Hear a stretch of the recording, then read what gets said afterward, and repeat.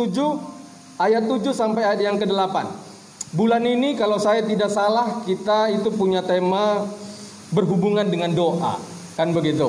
Tema kita di rayon yang keempat ya, kita itu punya tema yaitu berbicara tentang doa. Maka hari ini pun saya akan mengangkat pemberitaan firman berbicara tentang doa. Yuk kita lihat dulu di dalam Matius 7 ayat 7 sampai ayat yang ke-8.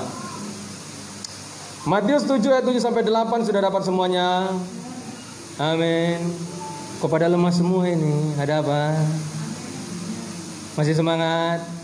Amin. Yuk kita lihat ya. Kita baca bersama-sama Matius 7 ayat 7 sampai 8. 1, 2, 3. Mintalah maka akan diberikan kepadamu. Carilah maka kamu akan mendapat. Ketoklah maka pintu akan dibukakan bagimu. Karena setiap orang yang meminta menerima, dan setiap orang yang mencari mendapat, dan setiap orang yang mengetuk baginya pintu dibukakan. Bisa katakan amin? Siapa yang berdoa? Oh, enggak banyak yang berdoa ya. Ya, doa itu merupakan gaya hidup kita. Pasti ya. Kamu berapa kali berdoa? Hah? Berapa kali? Iya, dalam sehari. Ya nggak mungkin lah dalam setahun.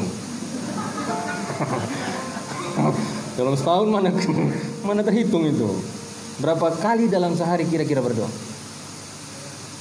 3 kali. Berarti 2 makan aja itu. Gitu. Ya, paling tidak minimal 3 kali kita berdoa, ya kan? Itu minimal itu, doa makan, karena kita makan 3 kali sehari. Nah, doa itu memang menjadi gaya hidup kita sebagai orang Kristen. Bahkan semua agama pun pasti hidup di dalam doa. Kenapa? Karena doa itu menghubungkan kita dengan Tuhan, dengan Allah kita yang kita sembah. Hari ini kita akan belajar tentang doa dan bagaimana supaya setiap doa kita itu dikabulkan oleh Tuhan. Karena kalau kita lihat pembacaan di dalam Matius 7 ayat 7 sampai 8, itu perikopnya adalah hal pengabulan doa. Betul ya? Kalau Alkitab elektronik, dia yang main pencet-pencet, nah itu nggak ada judulnya memang. Tapi kalau Alkitab kita yang begini, itu ada judulnya. Jadi judulnya itu adalah hal pengabulan doa. Kita berdoa karena kita mengharapkan sesuatu. Betul? Nggak ada orang berdoa tanpa ada pengharapan di dalamnya. Nggak ada ya? Setuju ya? Lalu apa yang kita harapkan itu pastinya kita ingin peroleh. Apa ada kita di sini yang berdoa begini? Ya, Tuhan jawab syukur, nggak dijawab juga alhamdulillah gitu. Ada? Ada nggak? Nah, semua kita pasti ingin apa yang kita doakan dijawab oleh Tuhan. Artinya kita terima. Kemarin malam saya ngobrol sambil makan malam dengan Pak Sembiring yang ganteng luar biasa itu. Kayak makan malam sama. Kemudian kami cerita-cerita tentang situasi gereja ini. Ya, kalau saya ingat dulu itu masih ruko sebelah dan sekarang sudah begini. Kami tiba dalam satu kesimpulan bahwa Tuhan menyediakan tempat ini tepat pada waktunya. Kalau tadi pandemi masih pakai gedung sebelah, maka akan kesusahan.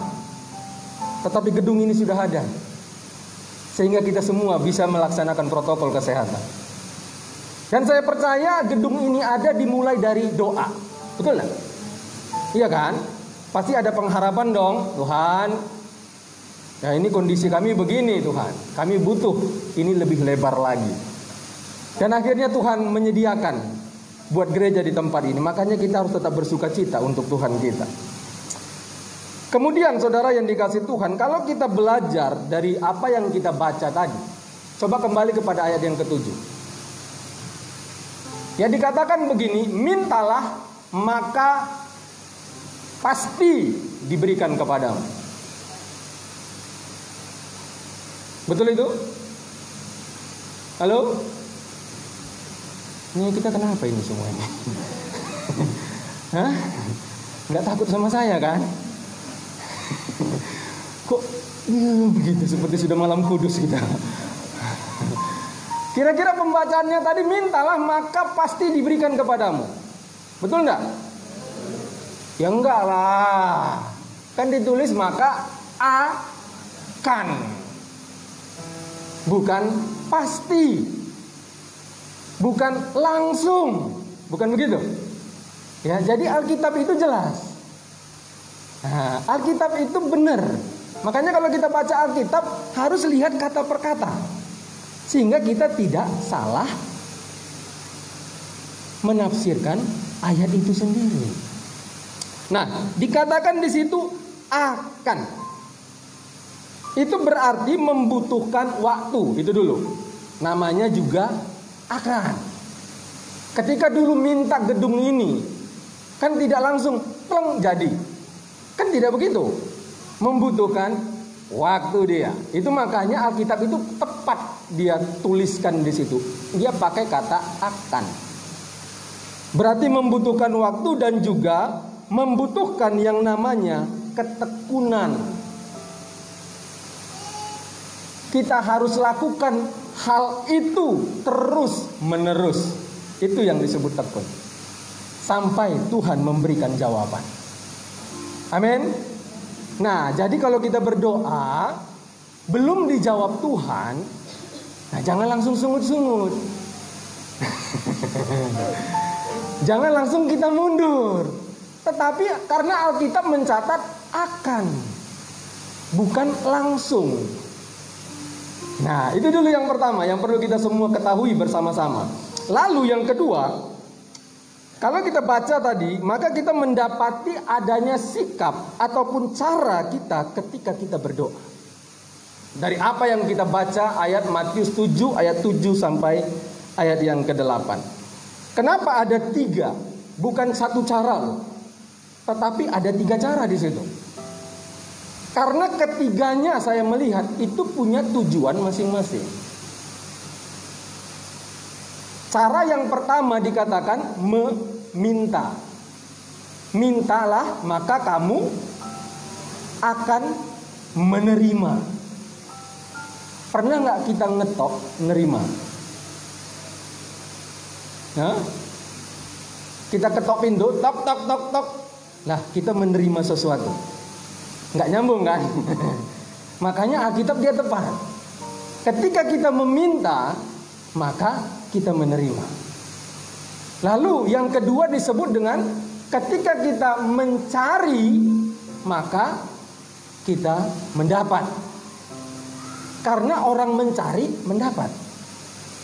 Lalu yang terakhir, ketika kita mengetok, maka pintu dibukakan buat setiap kita.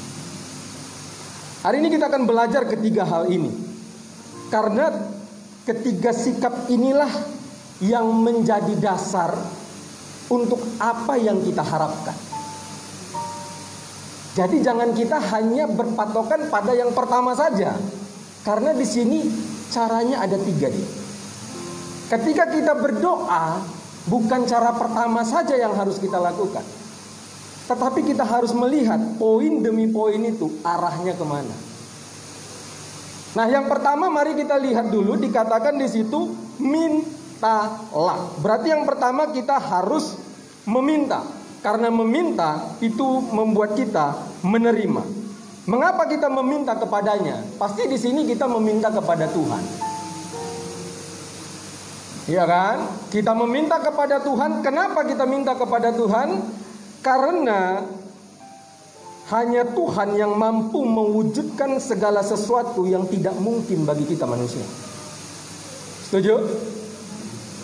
Nah, ya, menjadi bagi kita manusia itu memang tidak mungkin, tetapi bagi Tuhan kita itu mungkin.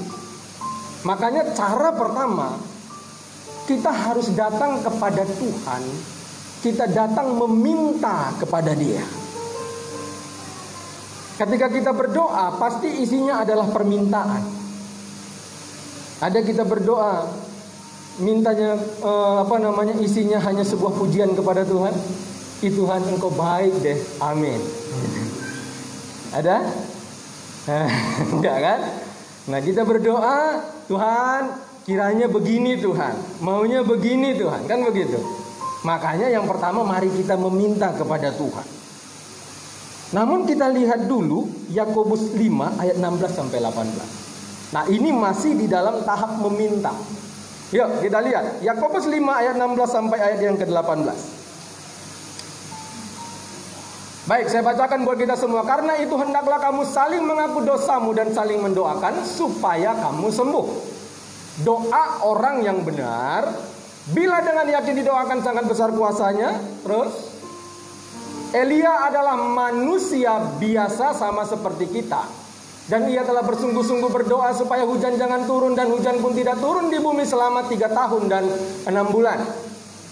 Lalu ia berdoa pula, dan langit menurunkan hujan, dan bumi pun mengeluarkan buahnya. Saudaraku yang dikasih Tuhan, hal pertama tadi kalau kita belajar dari Matius, maka untuk doa kita dikabulkan, maka kita harus meminta kepada Tuhan. Tetapi Yakobus 5 ayat yang ke-16 sampai ke-17, khususnya ayat 16, tolong kembali ke ayat 16-nya. 16b-nya itu dicatat begini, doa orang yang benar. Betul ya? Doa orang yang benar bila dengan yakin didoakan sangat besar kuasanya. Dan di situ diambil contoh adalah Elia. Kalau di dalam terjemahan sederhana Indonesia, ayat 16 dan 17 itu dia berkesinambungan. Karena di dalam terjemahan sederhana Indonesia dikatakan seperti Elia. Nah begitu. Diambil contoh adalah Elia. Elia kalau kita belajar dari perjanjian lama, dia pernah berdoa untuk supaya Tuhan tidak menurunkan hujan. Dan itu Tuhan kabulkan. Kemudian Elia juga pernah berdoa supaya hujan itu turun ke bumi. Dan Tuhan mengabulkan permintaan daripada Elia. Di situ saya melihat ketika Yakobus berkata besar kuasanya, bukan berarti Elia itu punya kuasa yang besar. Karena Elia tidak punya kuasa untuk menurunkan hujan. Tidak ada satu manusia pun di bumi ini yang sanggup menurunkan hujan. Tidak, karena kita manusia. Dikatakan di situ besar kuasanya, itu berarti Tuhan berkenan kepada Elia pada saat itu. Kemudian Tuhan mengabulkan apa yang menjadi permintaan Elia. Untuk setiap permintaan kita Tuhan kabulkan.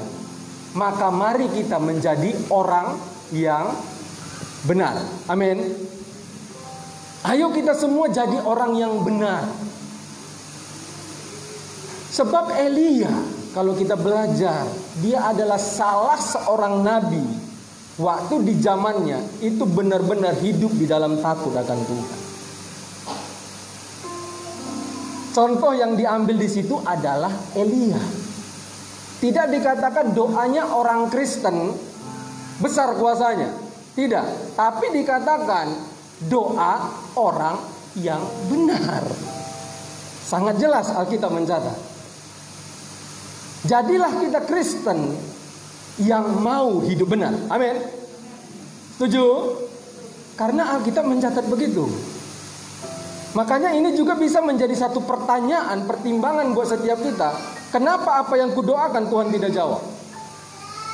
Jangan-jangan hidup saya belum benar di hadapan Dia. Karena dengan jelas di Alkitab dicatat doa orang yang benar.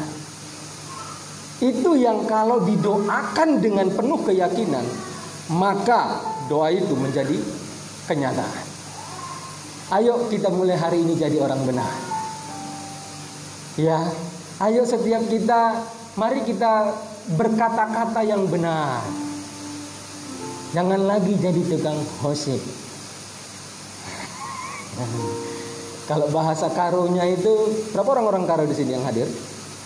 Selain Ibu Gembala, selain saya ada lagi? Oh, ada 3, 4, 5, bisa ditambah lagi? Ya. Kalau di dalam bahasa karonya itu cikura, ya kan Bu ya? Tukang cikura, tukang suka ngomongin orang. Nah itu kira-kira.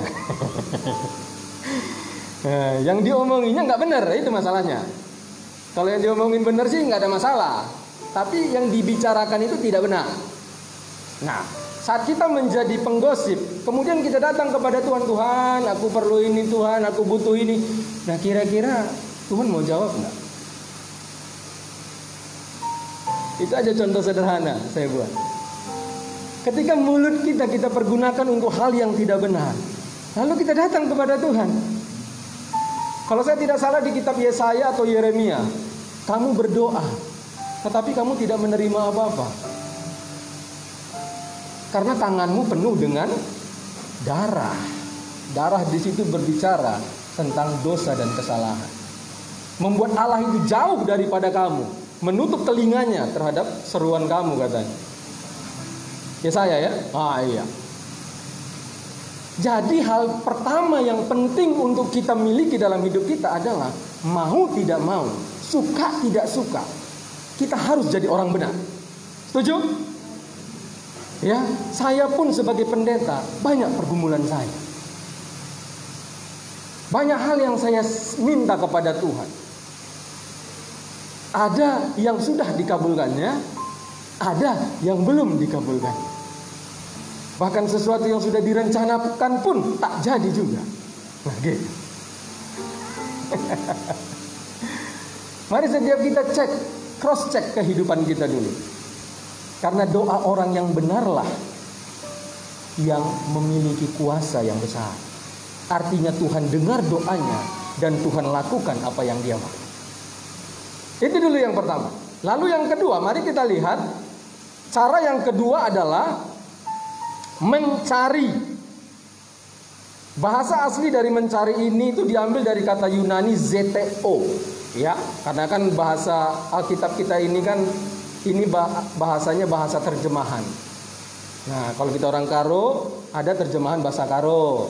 Orang kita Batak Toba ada terjemahan Alkitab bahasa Toba. Nah, bahasa asli daripada kata mencari di situ diambil dari kata zeteo yang juga memiliki pengertian berusaha. Ya, mencari itu berarti ada usahanya. Sehingga ketika kita berdoa, jawaban dari doa kita itu sebenarnya itu terdapat pada usaha apa yang kita lakukan untuk mendapatkan yang kita doakan. Amin. Ini cara kedua. Dikatakan di situ adalah mencari fungsinya untuk mendapat. Ada keinginan yang sifatnya memang harus ada usaha dari setiap kita, bukan hanya pemberian secara langsung dari Allah, tidak. Kalau meminta tadi, itu pemberian secara langsung dari Allah. Tetapi mencari, memang kita harus berusaha. Contoh yang paling sederhana, mau pinter, pasti harus belajar dong. Kan tidak ada, dalam nama Yesus pintar. Pintar kau, pintar. Bisa? Kan gak bisa dong. Ya kan? Pintar dalam nama Yesus. Bagimu tidak ada yang mustahil. Yakin saya gak pintar-pintar itu. Tapi apa yang kita harus lakukan? Belajar. Kan begitu. Itu kan usaha itu. Benar ya? Nah iya. Saya dulu dibilang orang tilis. Dulu. Tilis itu tiang listrik. Karena badannya langsing gitu. Nah, beda body saya dengan body saya dulu gitu. Sekarang dengan dulu. Kenapa saya bisa begini bodinya? Ya karena sekarang saya makan. Itu kan usaha saya dong. Kan tidak mungkin Tuhan nggak perlu kamu makan. Bagus badanmu. Kan nggak mungkin lah. Ada usaha kita, itu contoh sederhana aja.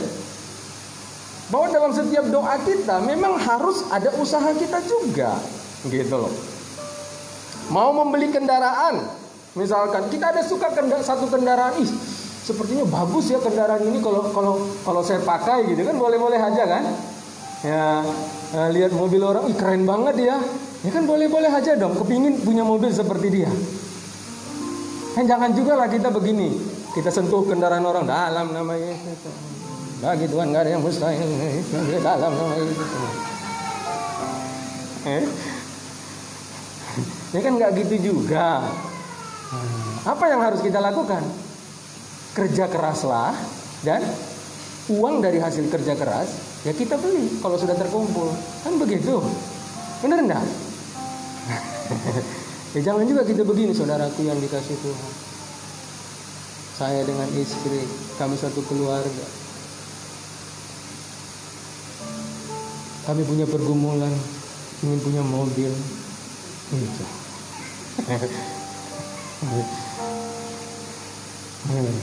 Kami sedang beriman ini, tapi dilaporin ke orang. Itu bukan beriman itu. Sebenarnya di situ tolonglah, tapi nggak berani ngomong supaya kelihatan rohani kan gitu. Ini saya sedang bergumul semua ini, gitu. Ya kan? Ya, saudara yang dikasih Tuhan, mari tunjukkan usaha kita. Karena ada sesuatu yang kita akan peroleh kalau kita memiliki usaha. Dari usaha kita itulah Tuhan berkati kehidupan kita. Nah begitu dia. Jangan hanya minta-minta saja. Tuhan. Padahal sebenarnya kita harus lakukan sesuatu untuk mendapatkan itu. Sama seperti bro saya ini. Ya, si Andreas. Kemarin kalau salah tempat nyalon ya. Tempat nyalon. Ada usahanya, iya kan? Dia pergi ke sana. Itu kalau nggak ada usaha ya nggak mungkin dapat dong. Betul tidak? Yang wanita-wanita yang belum ada pacar, yang nasibnya sama seperti saya, ada? Mungkin kan gini ya doa, Tuhan berikanlah aku jodoh. Berikan Tuhan, berikan. Gitu. Karena pernah ada satu anak kom itu tanya sama saya begini, Pak, ada teman saya mimpi. Oh iya, mimpinya apa deh? Mimpinya gini Pak. Jadi teman saya itu dalam mimpinya dia ketemu dengan seorang pria. Nah pria itu di dunia nyata ada temannya memang. Nah di dalam mimpi itu Pak, dia jadian sama cowok itu Pak. Oh gitu. Lalu tapi kenapa Pak di dunia nyata tidak seperti itu? Lalu saya bilang sama dia begini, itu perempuan deketin nggak cowok itu? Nah mungkin saudara terkejut ya, saya bilang begitu. Loh, bukan wanita Pak, masa wanita deketin pria? Gimana harga diriku Pak? Kan begitu kan? Biasanya kan di mana-mana pria deketin wanita dong, kan begitu. Lalu saya bilang begini sama dia, yang mimpi siapa?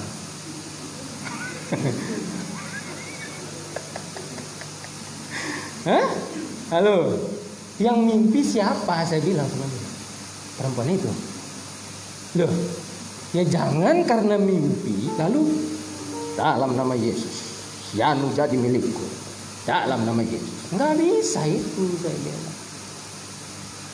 Dia deketin pria itu, bukan berarti dia datangin pria itu lalu bilang, Bang, tadi malam aku mimpi Tuhan bilang kau jodohku. Ada pertanyaan? Bukan begitu. Maksudnya bangun hubungan, ngobrol, boleh dong, iya kan? Ngobrol biasa seperti teman, kan bisa. Kalau cowok tadi tertarik, kan tinggal tembak, cowoknya yang nembak dia. Betul nggak begitu? Apakah itu salah? Apakah itu membuat harga diri seorang wanita jadi turun? Kan tidak, karena yang punya mimpi dia. Nah ini harus ada usaha. Tanpa usaha, apa yang kita harapkan itu bisa tidak terjadi. Itu hanya impian belaka. Itu contoh sederhana aja. Ya.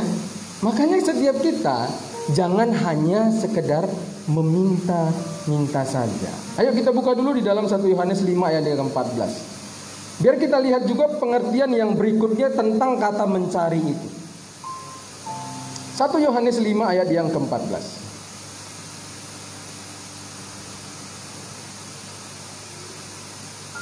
Injil 1 Yohanes. Iya, 1 Yohanes. Dan inilah keberanian percaya kita kepadanya, kepada Tuhan, yaitu bahwa Ia mengabulkan doa kita. Jikalau, berarti syarat dong.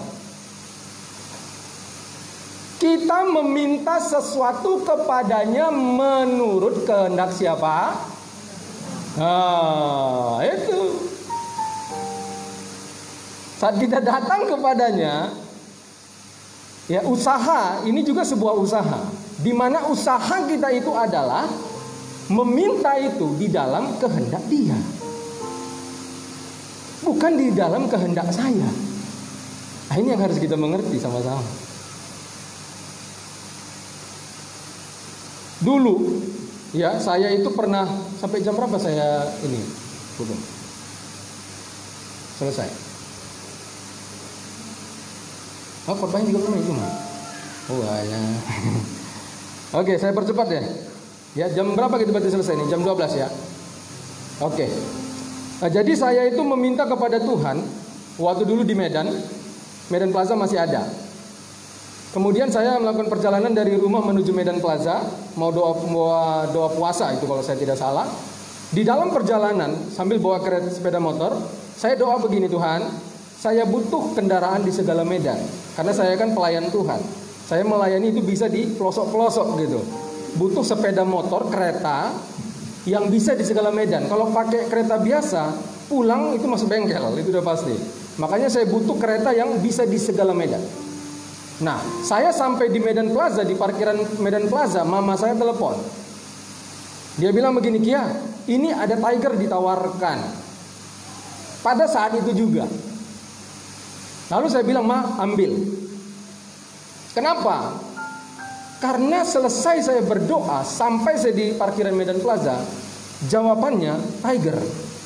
Yang saya minta adalah bisa di segala medan. Kenapa Tuhan bisa jawab begitu langsung? Sebab Tuhan tahu tujuan saya untuk kendaraan itu memang hanya untuk satu hal, untuk melayani Tuhan, bukan untuk yang lain. Makanya saat itu juga Tuhan berikan jawaban. Buka lagi dulu dengan cepat, Yakobus 4 ayat yang ketiga. Yakobus 4 ayat yang ketiga. Atau kamu berdoa juga tetapi kamu tidak menerima apa-apa. Dalam terjemahan lain dikatakan atau kamu berdoa juga itu adalah berdoa berulang-ulang. Itu terjemahan sederhana Indonesia mencatat begitu. Berdoanya berulang-ulang, terus-menerus dia doa. Tetapi kamu tidak menerima apa-apa. Karena apa? Kamu salah berdoa. Salah berdoa itu bukan doanya yang salah, tetapi sebab yang kamu minta itu hendak kamu habiskan untuk memuaskan hawa nafsumu. Jadi doa salah di situ bukan doanya yang salah, tujuannya yang salah. Tuhan, saya butuh mobil Tuhan supaya aku bisa melayani Engkau.